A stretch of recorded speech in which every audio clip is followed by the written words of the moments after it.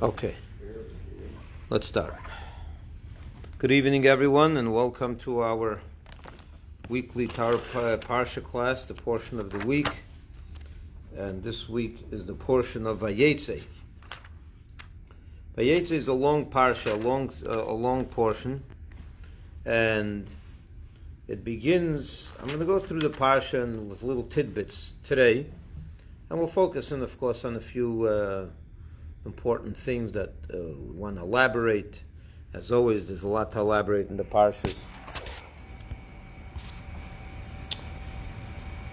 So, the Vayetse comes in continuation of the story of last week, which was what happened was the story of the stolen blessings, where Yitzchak is bestowing or conferring the blessing upon his children. He tells Esav, his oldest son, to come before him with go hunt, to go, to prepare him a meal, he'll bless him, and so on. And we know how that story ends. Yakiv dresses up as Esav, disguises himself, and Yitzchak blesses Yakiv instead of Esav. Esav is angry and he wants to kill his brother. As a result of which, Yakiv has to run and flee away from home. And he does. He picks himself up by his father and mother's instruction, and he travels to Haran. And they tell him, go to his mother tells him, go live with my brother and Lavan, and just, till your brother calms down, and then I will call you to come back home when things are peaceful again. That call took 22 years.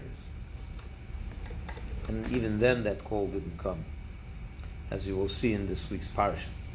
So the beginning of the parsha opens up with the words, Vayetse Yakiv mi Beersheva vayelech Haran. Yakiv went out of Beersheva, where he lived, which is in southern Israel, and he went to Haran. Now, the first thing that comes to mind that I want to point out is that we find in the end of last week, where it says already in chapter 28 of Genesis, verse 5, that Yitzchak sent his son Yakiv, and he went to Padan Aram, which is the name of the place, to Lavan. He went there. So we know that he left already. So over here, it has to say again that he left Israel, and in the same verse it says, he went out of Beersheba and he went to Haran. Just say he went to Haran. What do you have to say? He left Beersheba.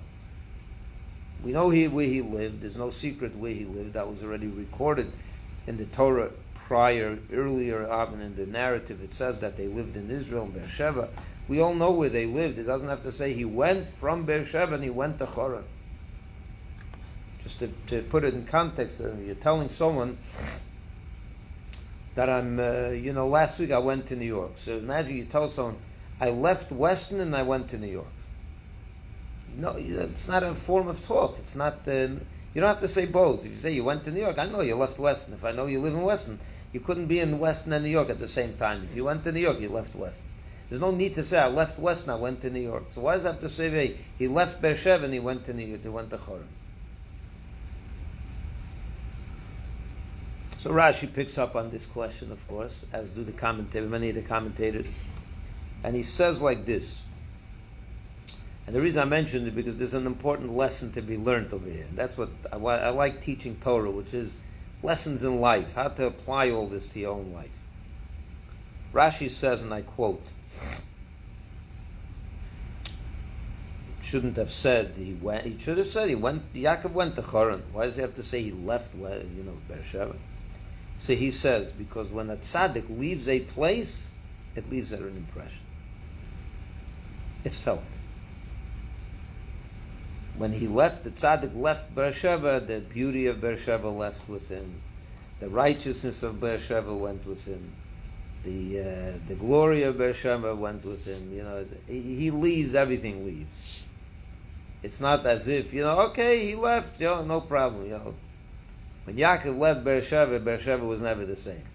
But his father was still there. True, but his father was blind already. And you have probably less influence as a result. So Yaakov leaves Beersheba. The city lost something great. That's what the Torah is trying to tell us. That from Beersheba, the soul of Beersheba was gone. And this is an important message in life in general. When you talk about the place you live, we all chose a certain locale. Yeah, you chose a place to live. We all live in Weston. Hi Andrew, how you doing? We all live in Weston, yeah? If you move tomorrow from Weston, would anyone feel it? Would everyone know? Would the community shed a tear? Would they say, what a loss? Was the glory of Weston gone with your departure? You're shaking your head, no. Why do you say that? Now don't, maybe, yeah. But, the ducks when you remove the miss me. It's an important question when you live somewhere. I would quote the words of Rashi, the beautiful words. He says, Yitziat hatzadik min hamakom, when the tzaddik leaves the place, oser roshem, it makes an impression. Shebizman shatzadik ba'ir, when the tzaddik is in the city, hu hoda, he is its beauty. Hu ziva, he is the glory, its shine. That's the shine. That he's the one that shines down. He's the light. Hu hadara, he is also another form of saying beautiful. When he left Beersheba, panah hoda, its beauty left with him. Panah hadziva, the light left with him, and panah hadara, and the glory left with him. And that's the question we have to ask ourselves. We live in a neighborhood. I know how many people tell me, I don't even know my neighbor's name. My next door neighbor, we don't know their name anymore. I wonder if that's true with some of you who's listening tonight. Do you know your neighbor's last name? Mr. So-and-so. You knock on the door, hi, or you can say, hi, Mr. So-and-so. We don't even know our neighbors, so obviously, how many people are going to feel that we left? You know what I'm saying? It's time, when you live in a place, you have to know that Hashem put you in this place. And Hashem put you in this place for a reason. And it can't be that if you lived it for 10 years or for 5 years and you left, that no one really cares or no one really feels the loss. You have to be able to feel the loss. What a loss for the city.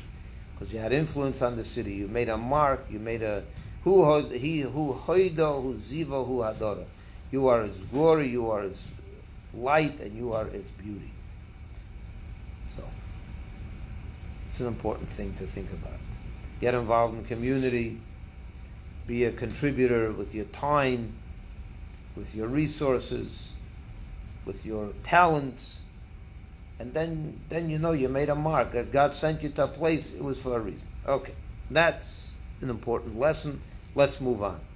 Yakiv then goes, and he goes to sleep. He goes to sleep.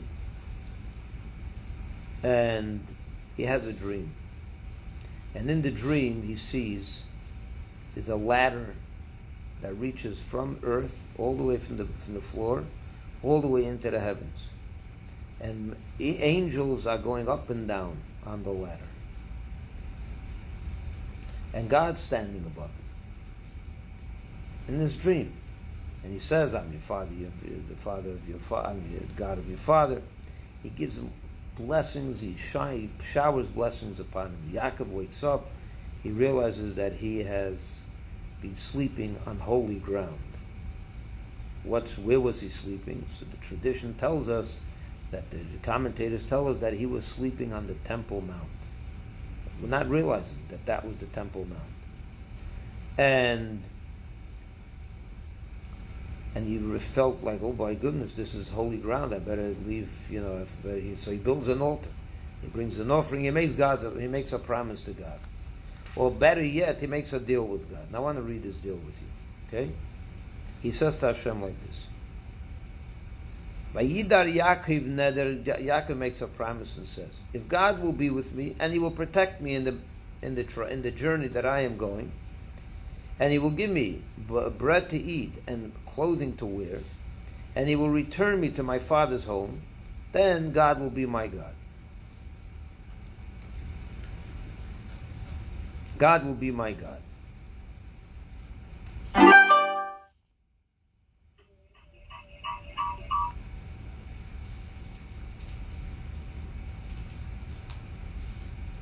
And then he says, this stone that I placed over here will be a altar, and it's great, okay. And everything you give me, I'll give you 10%. Now, that's the end of this dream in this little story. I want to talk about this dream, and I want to talk about this deal that he made with God. Because when you read it at face value, there's something that's amiss here. There's something that is a little strange in this. And that is as follows. Let's start with the deal.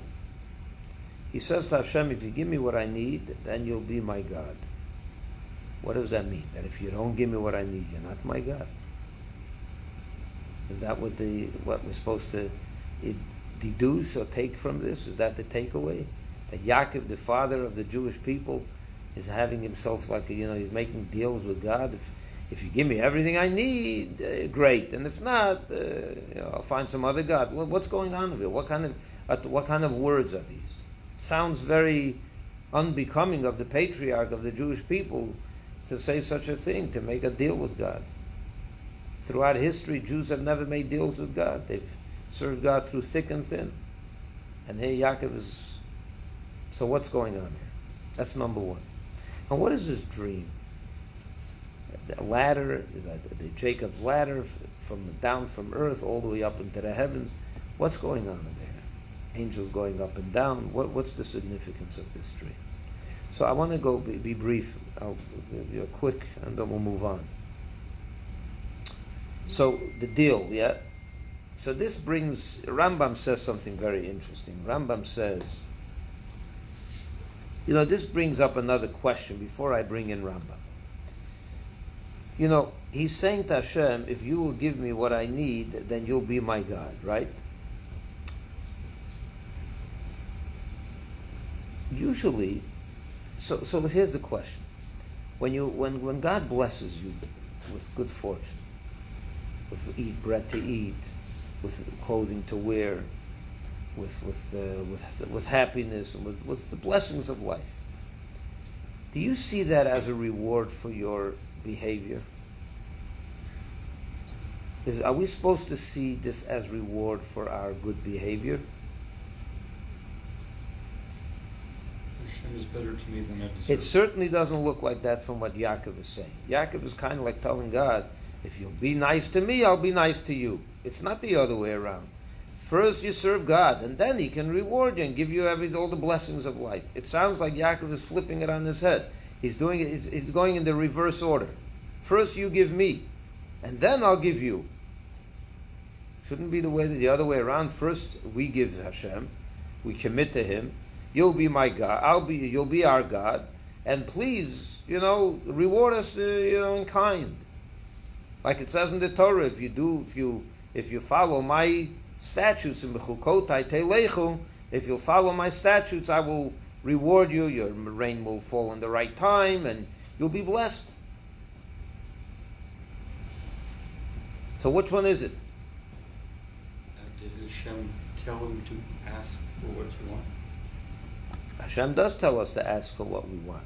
Well, perhaps. But He doesn't tell us, make deals with me. If you have a need, come and request it.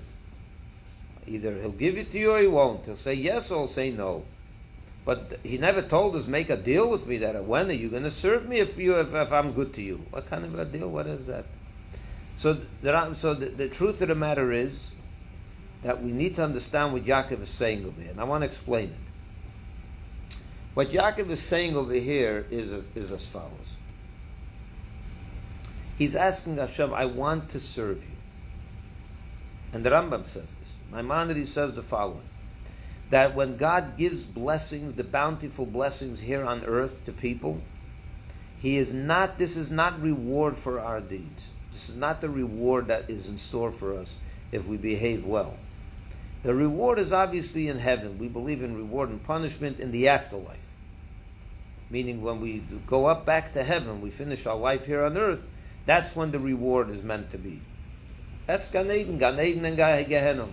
You know, in paradise is the reward, and the hell, or whatever, purgatory is the punishment.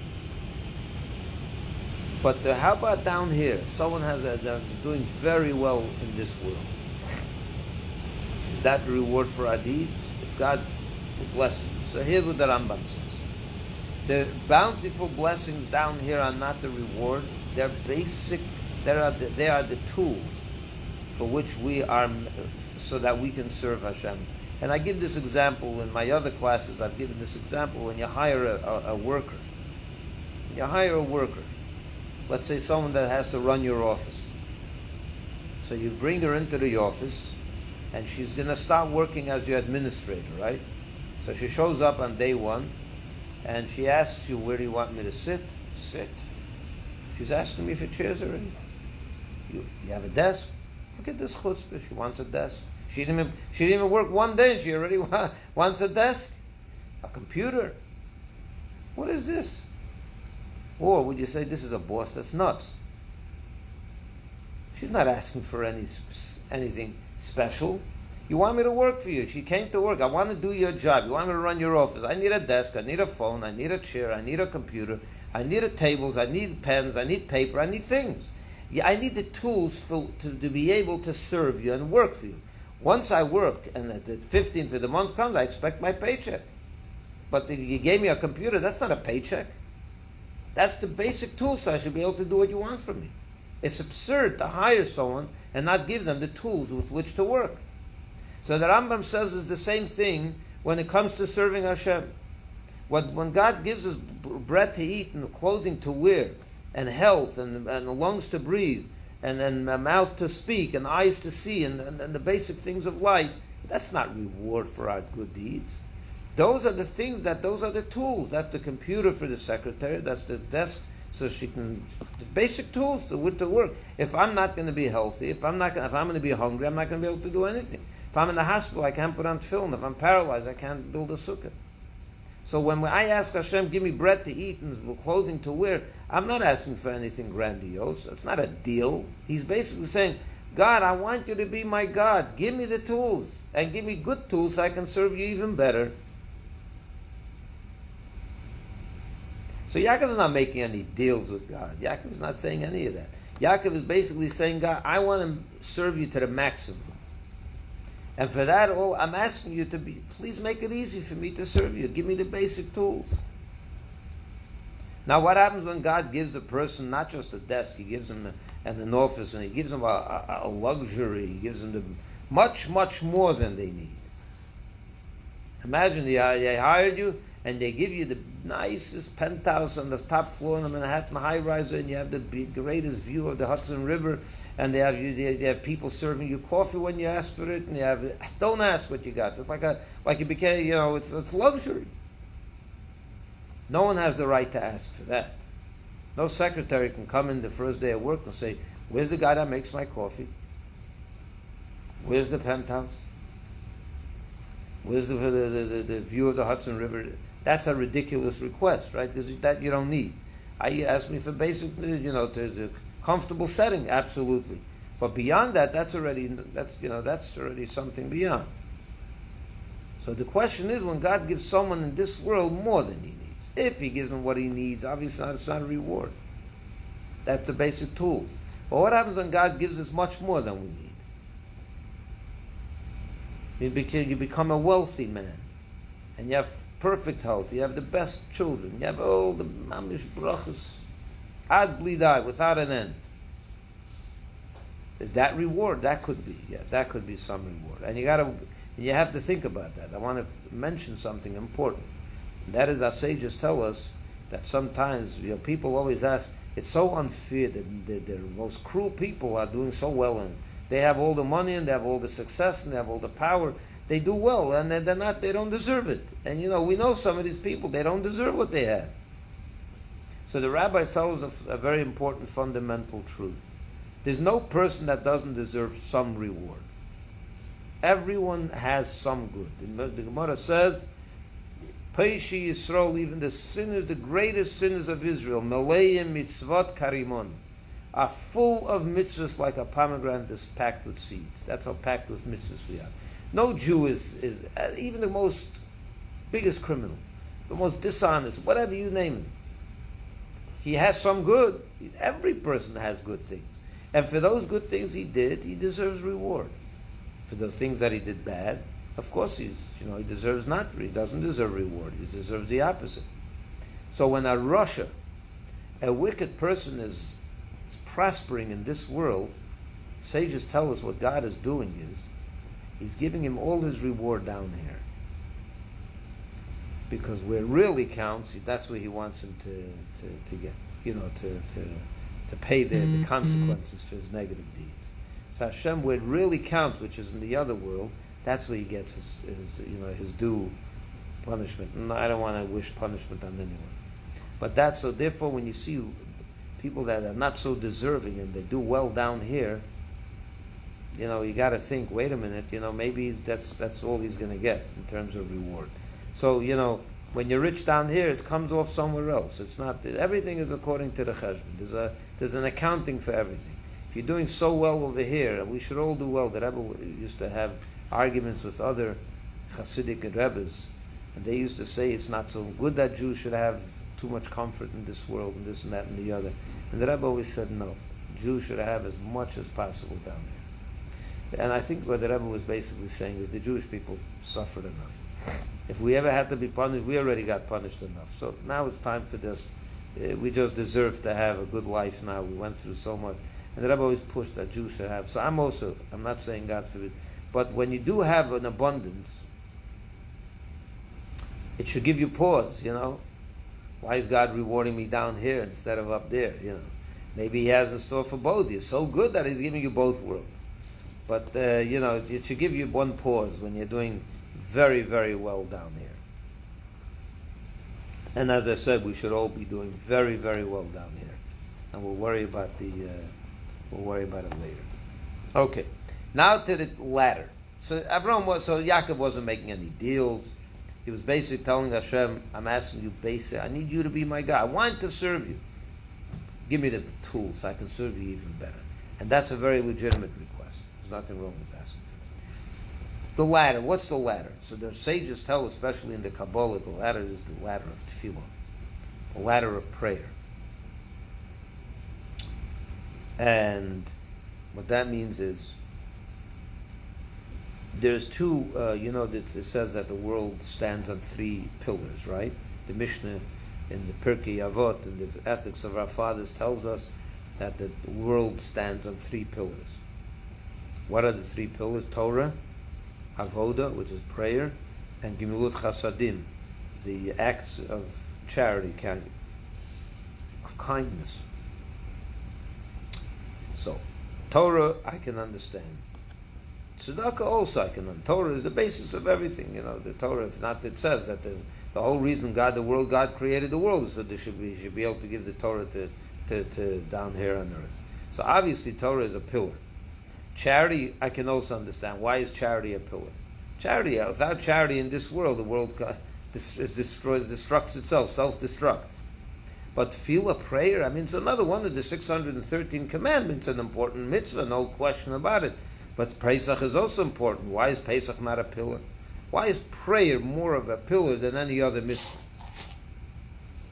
Prayer is important, obviously, but what's the pillar? Why pillar? So let me share with you a little Kabbalah.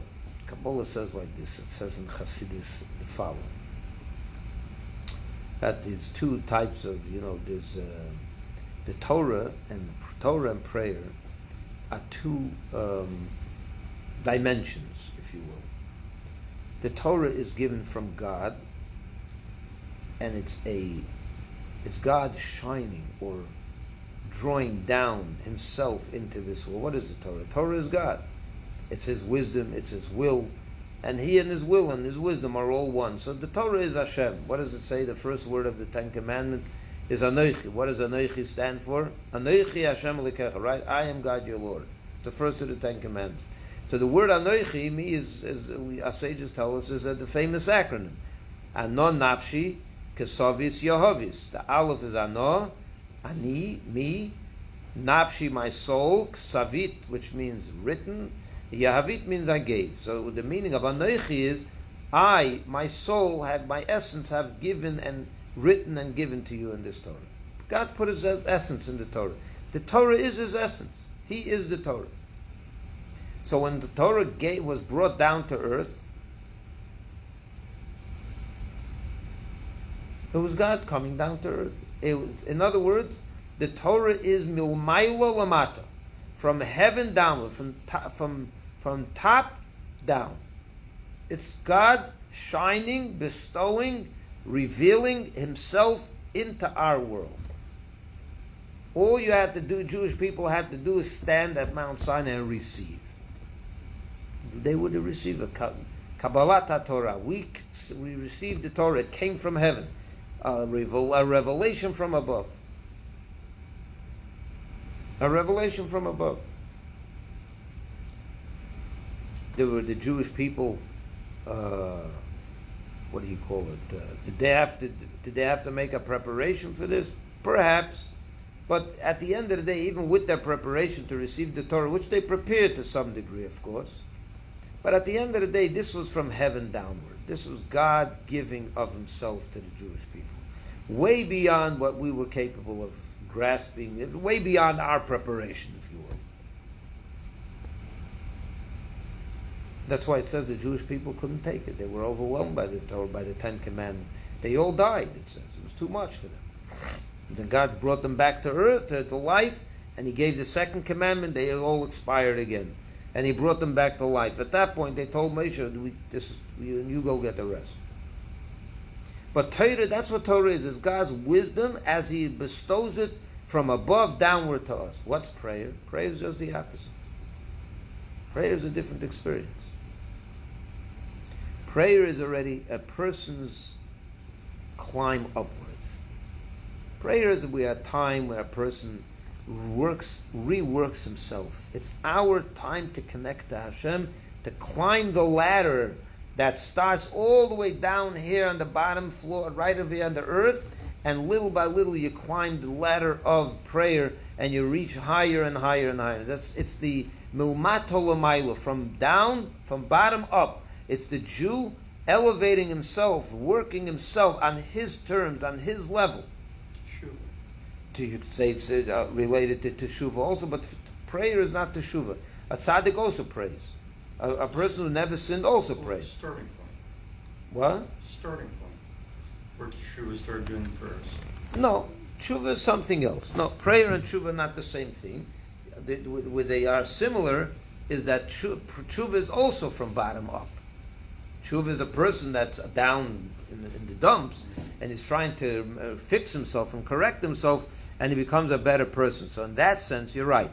But prayer is the Jewish person's, or any person, but let's talk Jews. The Jewish person's reach upward. A person down here with all his limitations is searching for something greater, in search for heaven, in search for perfection. He wants to elevate himself, climb out of his little the constrictions, the limitations, the self-centeredness, and make himself a better person. That's what prayer is. You know what the word tefillah means? Prayer in Hebrew is tefillah. The very word, you know what it means? It means to connect. To connect with Hashem. It's our way to connect to Hashem. Torah is Hashem connecting to us. Tefillah is us connecting to Hashem. It's much higher. Tefillah, you know that there were Hasidim, they used to daven for 5 hours every day, Shachris, just one morning service. My father told me that he was in yeshiva in Paris, or outside of Paris, a place called Brunoy, and there was a teacher over there, or the dean of the head of the yeshiva. His name was Rabbi Nissen Nemenov. You ever heard of him? Rabbi Nissen Nemenov. Rabbi Nissen Nemenov davened every day for 6 hours. Every day. My father told me he would go to the wall and he put his head on the wall and daven there. He walked away from the wall was soaking. That's called davening. That's what davening is. Now we rattle off of davening. We're looking at the watch when we can, the rabbi, it's too late already. I got to be out of here by 20 to 8, and if it's after that, I can't come anymore. It's a different type of davening. It's our davening. That's the way we daven. But even our davening is a davening. Yeah, we're also connecting. We say the words. We think for a minute, 2 minutes. Every person according to his level. You can climb the ladder from high to, and there's basically 4 steps on the ladder of davening. You know what the 4 steps are? The 4 steps are what? You asked me in the morning when Hodu is the first step when we start Hodu. What's the Hodu? The Hodu is the first submission. Hodu means submit, praise, admit. Haidah means submission. Yeah, committed. Yeah. So the first thing is we have to submit. Put yourself aside. It's not about you. There's something higher. That brings us to the Pesukei de Zimra, to the verses of praise. What's the verses of praise? Who? Oh. What are the verses of praise? That starts from Baruch Sha'amar all the way till Yishtabach. The Hallelujahs, right? Those parts of Tehillim that we say. That's where we praise Hashem. It's the second step. The third part is already when we get after Yishtabach, when we start saying the blessings of the Shema. And the Shema. That's the third level. It's already a higher level in davening, within davening alone. And the laws of davening are all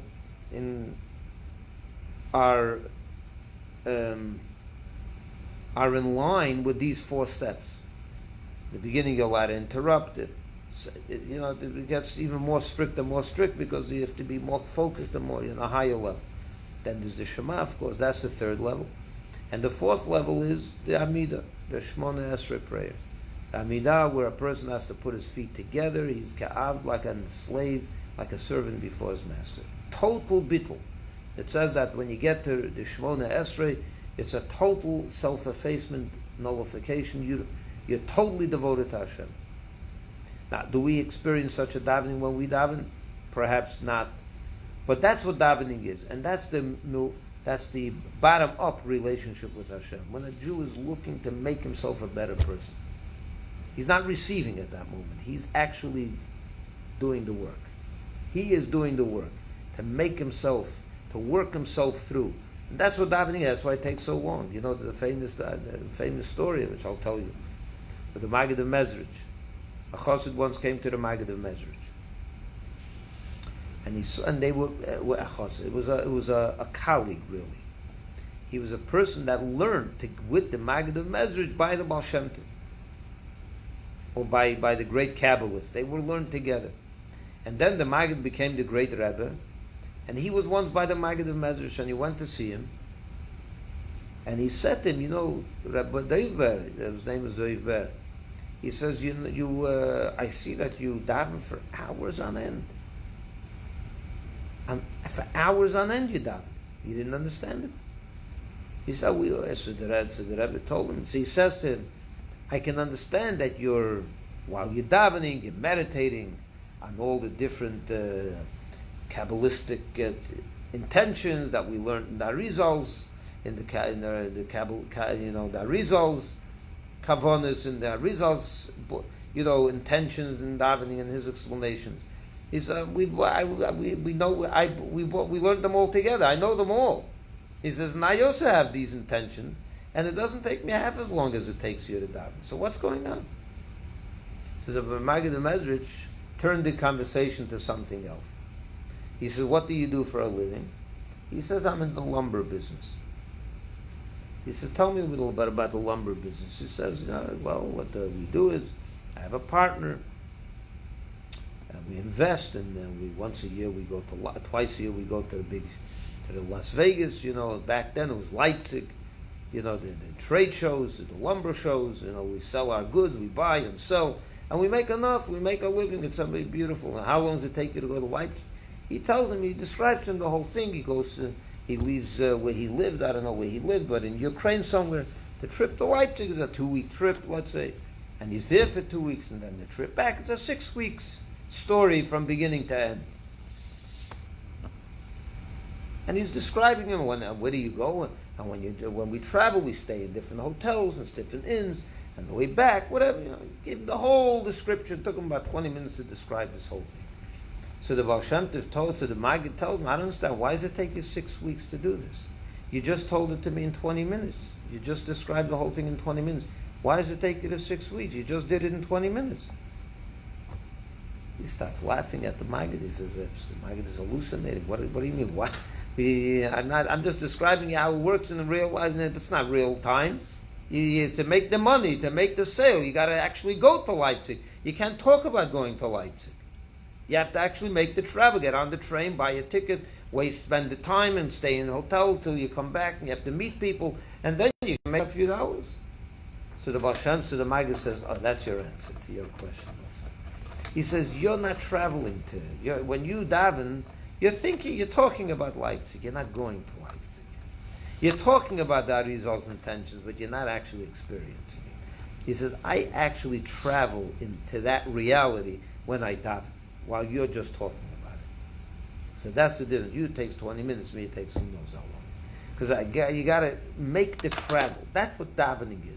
And that's a ladder that the bottom part is down here on earth in the lowliest of places where we are, and it gives us the opportunity to reach into heaven. That's what davening is. You have an hour a day where you can leave the confines of your earthly reality and existence and to climb into heaven. To literally leave it and then come back, obviously, because Hashem wants us down here. But that hour, that half hour, that whatever long it takes, it's your ability to climb out of your confines and your little, the earthliness and your earthbound reality and leave it all and connect to something higher. That's what davening is. Torah is to allow heaven to come down to earth. Davening is to allow earth to go up to heaven. It's a big difference. Which is better? There's advantages of each. What's the advantage of Torah over davening? When you're getting a gift from heaven, when heaven comes down to earth, you're getting God on His terms. You're getting the infinite Hashem. When I have to start climbing my own limitations and climbing out of myself, so it's my work. I'm making it happen, but it's much more limited, obviously. How much can I reach on my own terms? So that's the advantage and disadvantage. When you do it, it's real. Talk to someone that experiences davening for real. It's a different personality. But the Torah, so you need both. You want the heaven-inspired revelation that comes through Torah, but you also want the earthly reach up to heaven through prayer. And both together make a perfect Jew. Let's move on to the next thing. Yeah? Make sense? Any questions? Okay, the next story of the parsha is Yakiv making his travel to Haran. He gets to Haran and he goes to the well. Where do you go? It's like, when you go to a new town today, where's the first place you go? Right, the city hall maybe, I don't know, where do you go? To the mall to see what's going on, right? Where do you go? When you want to go to a new city and you don't know nothing about it. You go to the mall, the shopping mall, you see people. That was the well. The well of the ancient days, that was the city hall, the mall, that's where everyone went. First place you go is to the well, where everyone comes to get water, right? So you meet people. That's where you meet people, right? So it's a Central Park, right? So Yaakov goes to the well, and guess who he meets?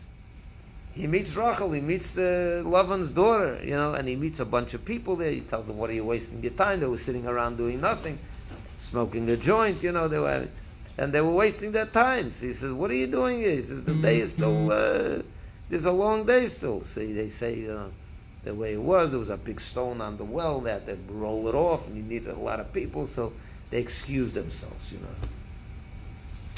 why they're not working and they're not being busy. Yaakov couldn't understand such a thing, with people sitting around doing nothing, So he admonished them for not being busy. He says, if you're working for someone else, you're thieves, sitting and doing nothing.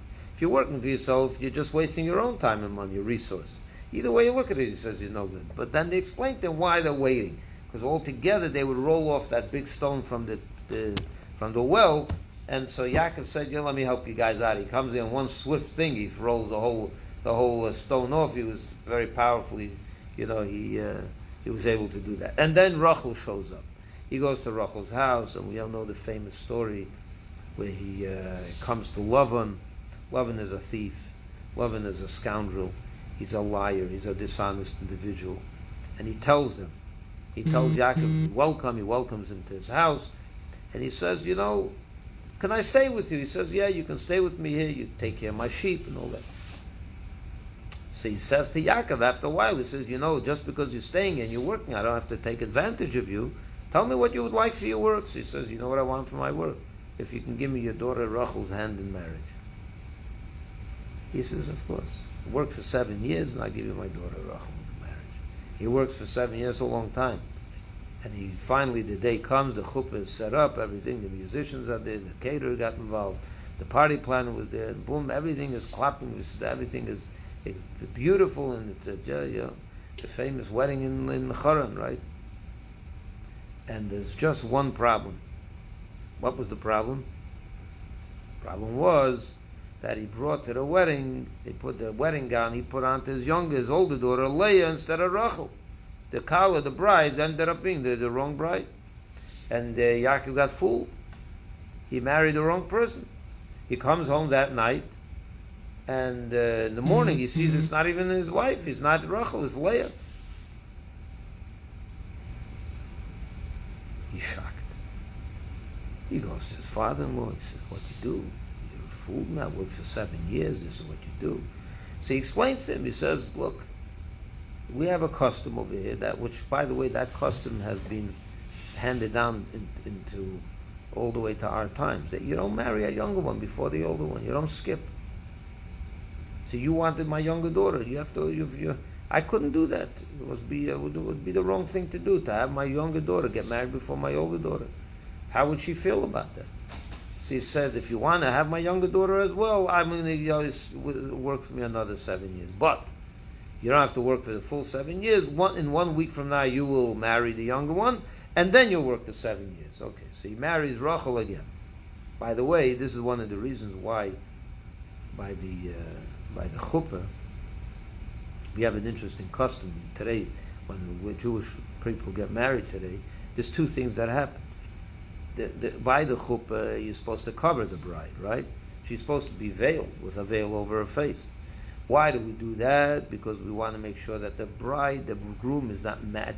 In the most important moment where you're actually making the commitment, you're proclaiming that the commitment is not based on external virtues. I'm not marrying you because of your looks. In fact, your looks I'm covering. Why am I marrying you if it's not for the looks? You're inner beauty. Okay, very nice. But who does the covering? Who's the one that covers the bride? The groom. It's the chassan. The groom comes over, Forgot.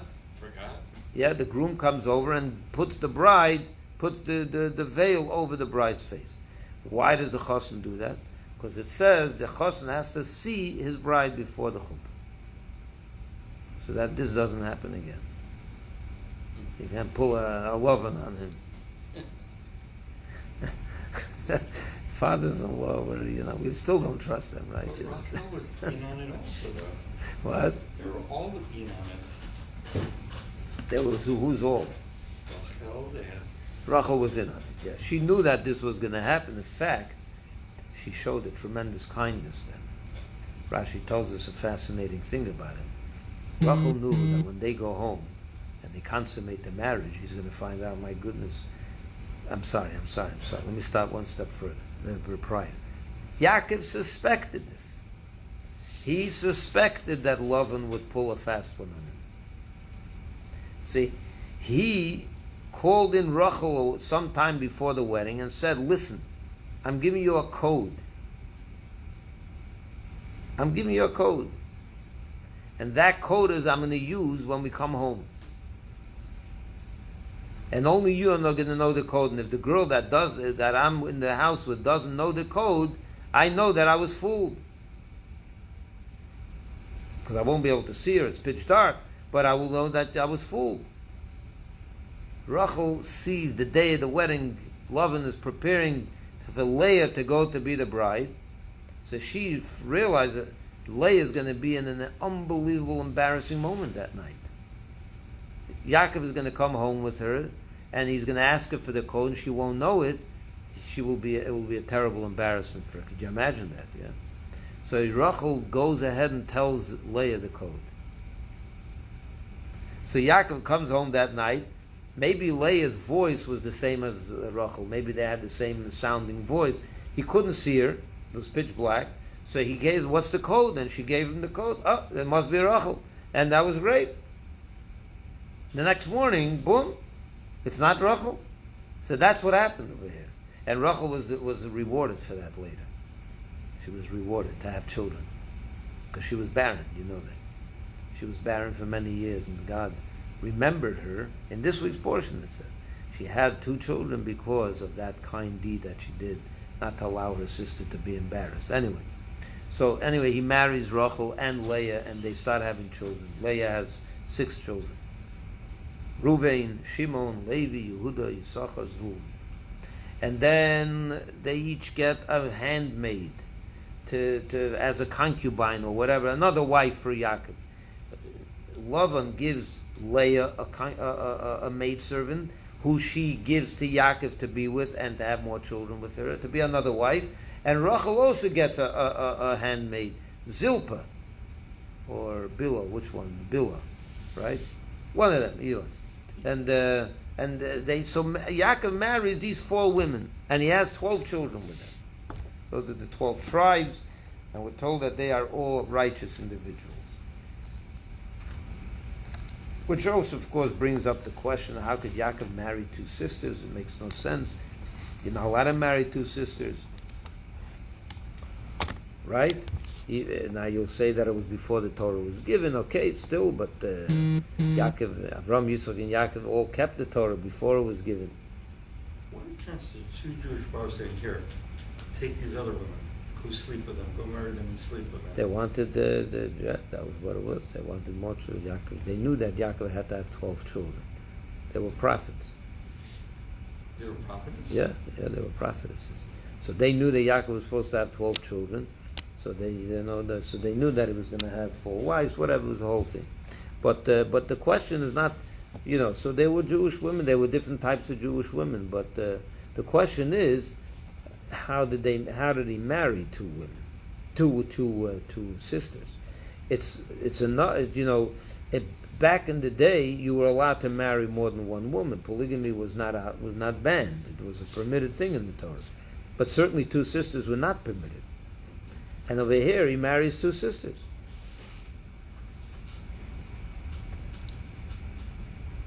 Nope. It's a quandary. The rabbis, the commentators all break their head to figure out how Yaakov was able to do this. And he kept the Torah before it was given. I'll share with you what the Rebbe says. I once spoke about this, but I'll share with you nonetheless. I don't know if you heard this. It's a very interesting answer together with a tremendous lesson in life.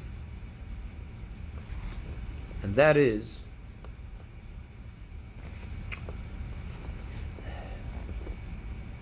when Avram, Yitzchak, and Yaakov kept the Torah, they didn't keep they didn't keep the Torah as something that they were commanded to do. They weren't commanded to put on tefillin. They weren't commanded to build a sukkah. They weren't commanded to do these things. So why did they do them? They took it upon themselves as an extra stringency, right? Okay, what we would call terei chumra, right? We're machmir. We take on extra stringencies upon ourselves. You'll see a lot of times people will offer some people, Hasidic Jews, to eat something. No, they're not going to eat it. Why not? It's kosher. It has a sukkah. They are more strict when it comes to kosher. They're more stringent. So it's not an obligation to be stringent. It's something that you take upon yourself. Okay, it's a nice thing. It's a very noble thing, but it's not an obligation. But there were mitzvahs that God gave to all mankind even before the Torah was given, as we call them the 7 mitzvahs of Noach, of the children of Noach, the 7 Noachide laws. What are the 7 Noachide laws? One of them is honesty. Okay, so you have to be honest. You're not allowed to lie and cheat and do things like that. Yeah. So, for example,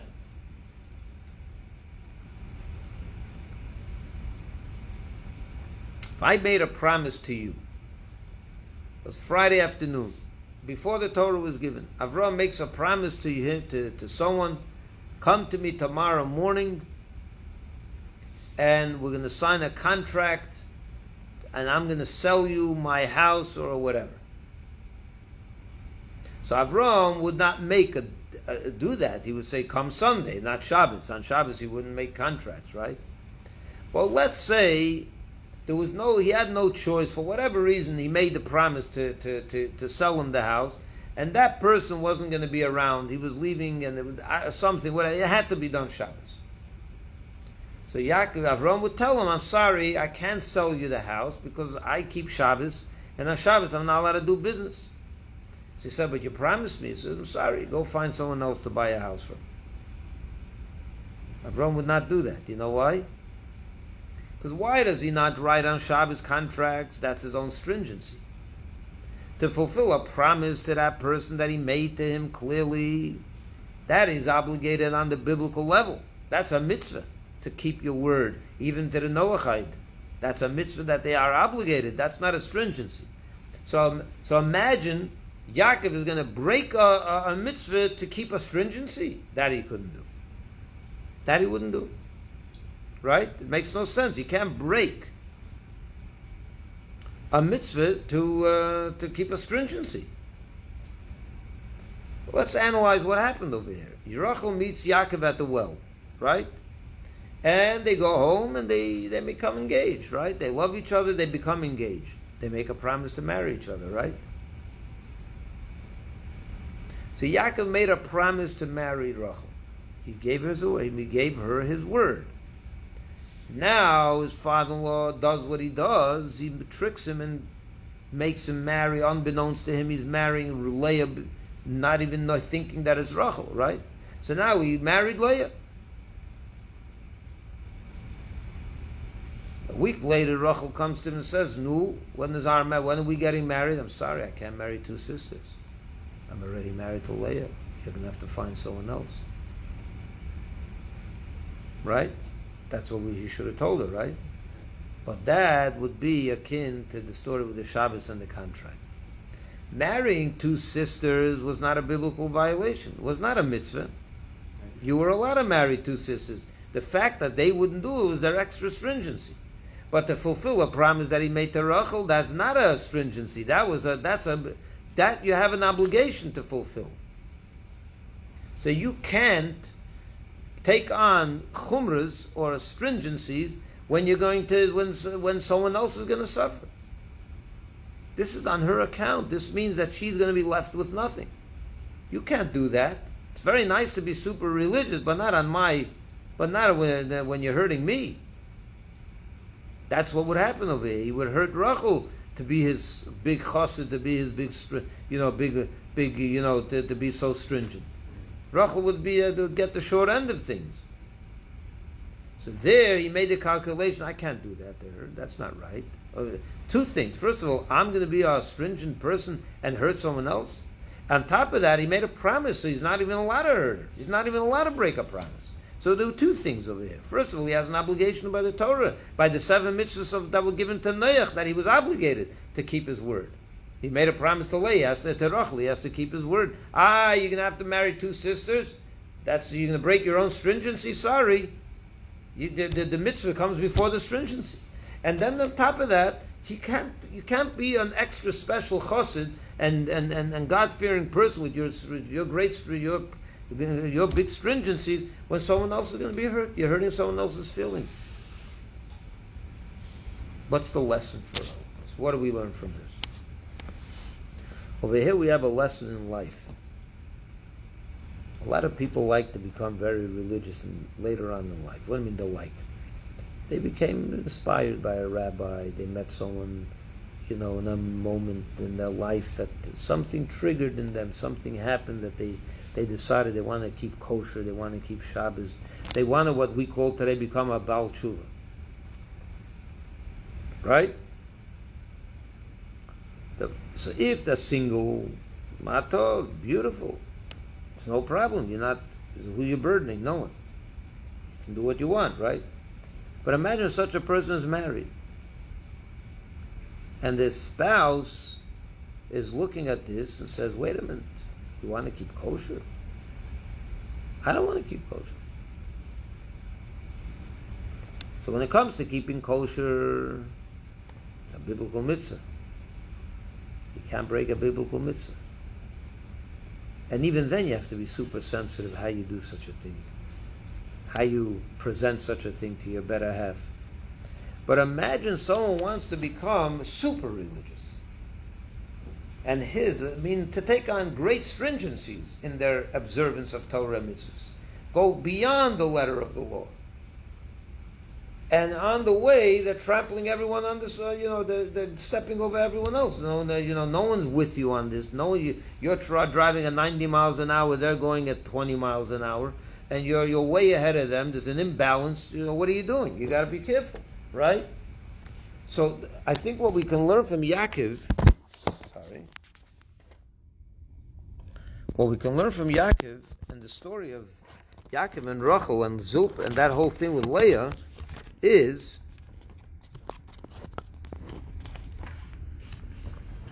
that before you take on new stringencies, calculate. Calculate. Who am I hurting over here? Is everyone okay with this? Is there a Rachel that's going to be left hang dry because I want to be super religious? What does my wife say about this? How do I bring her with me on this? Do I rush 90 miles an hour and leave her behind just so that I can be super religious? Or do I have to take that other person into account? You do, you should. That doesn't mean you have to give up your relationship with Hashem for anything. But you have to balance this very, very smart and very, very methodical. You can't just rush and say it's just about me. I want to be religious now. You're married to someone. You have a spouse. They're not with this. They're not so inspired as you are right now. So how do you deal with that? Well, you learn from Yakiv. Yakiv put away his own stringency not to hurt Rachel, the promise he made her. So I'm not giving a blanket statement now that you have to just walk away from every opportunity to become a little more stringent. I'm not saying that. And you have to work on it. You cannot just go right over everyone around you and just do those things. You have to be religious and committed to Hashem, observant, and even more than observant if you want, and you couldn't, you're inspired to be, beyond the letter of the law, but not on someone else's blood. You know what they say? And we say it in the Seder. V'oimar loch b'domayi chayi, v'oimar loch b'domayi chayi. You know those words? You're familiar with those words? It's in the Haggadah. What does that mean? I say to you, with your blood you should live. So what it means in the verse, it has its meaning. But the Hasidim always used to say, you live with your blood, not someone else's. You give up your own blood when you want to live. Don't give up someone else's. In other words, when you're learning, when you're becoming a Jew, when you're becoming more connected, don't do it don't trample other people while you're getting closer to Hashem. Hashem doesn't like that. It means I'm going to have to slow down in my stringencies. Maybe you have to slow. Maybe it means that. Could be. It's possible. It'll take me a little longer. It'll take you a little longer. Your marriage is important also. Your relationship with your spouse is as important as your stringency. And maybe more. So you have to talk to a rabbi. You have to have a spiritual guide. I'm not saying you should just forget about every opportunity to grow. I'm not saying that. But you have to have a spiritual mentor that can guide you in the proper time, to knows your family dynamic, and that can guide the two of you in the right way towards Hashem. But you can't just charge ahead without taking anyone into account. Yakiv didn't do it, and nor should you. Any questions?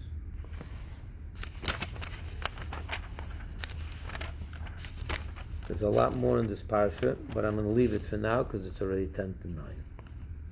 Tomorrow night we have the JLI. I hope we'll all see you. I got the books.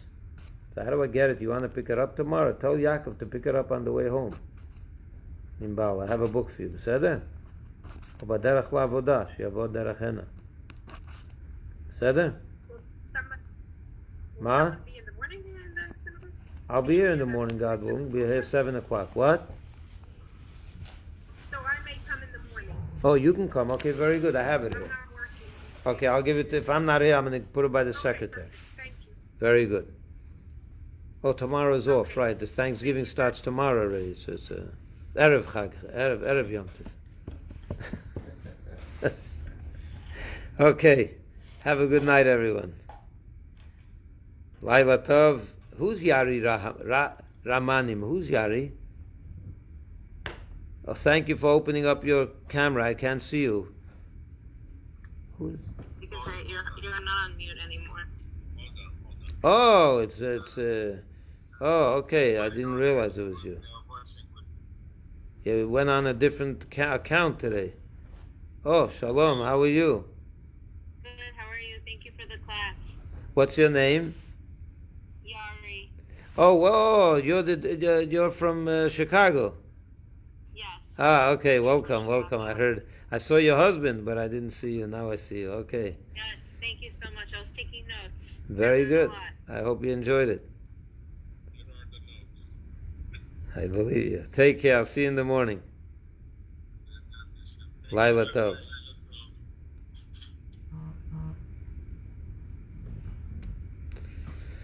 All right, my dear friends. Rabbi, Leah and Rachel knew that Yaakov was stringent. It's not like a surprise.